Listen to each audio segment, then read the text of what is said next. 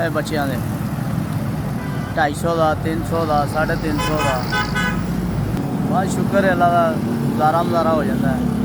500-600 कभी थोड़े भी बच जाते, कभी ज़्यादा भी बच जाते, 700-800 भी बच जाता है काम के हिसाब से।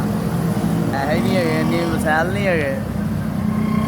इन्ने वसैल हो तो फिर कितना दिल करता फुटपाथ से लाइए।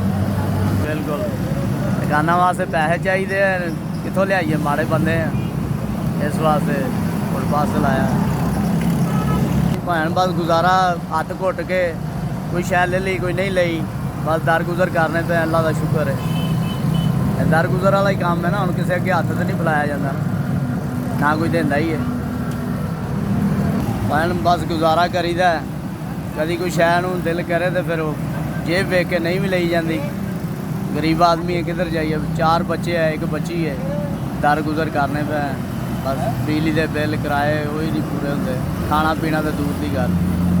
चंगी शै लैके माड़ा बंदा नहीं खा सकता।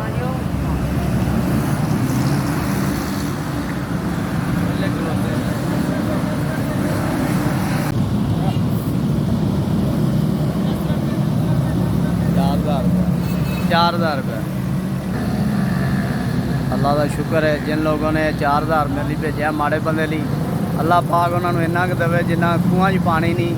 साड़ी दुआ उन्होंने नाल है जिहड़ा साडे माड़े बंदियां दा ख्याल किया है, अल्लाह पाक उन्होंने होर ज़्यादा देवे, बहुत ज़्यादा देवे। साड़ियाँ दुआवां उन्होंने नाल है, अल्लाह पाक उन्होंने खुश रखे। मेहरबानी है, मैं उन्होंने शुक्र गुजार हाँ जिन्हें भेजा। मेरे को 4 दिन चंगे लंघ जाएंगे, चलो बच्चों की कोई चीज़ लैके खा पी लवांगे। मेहरबानी है, बहुत बहुत शुक्रिया। गरीब आदमी है मैं। SVS ਤੁਹਾਡਾ भला होया, 4,000 मेरे तिकर पहुँचाया, आपका बहुत शुक्रिया। अल्लाह ताला खुश रखे आपको।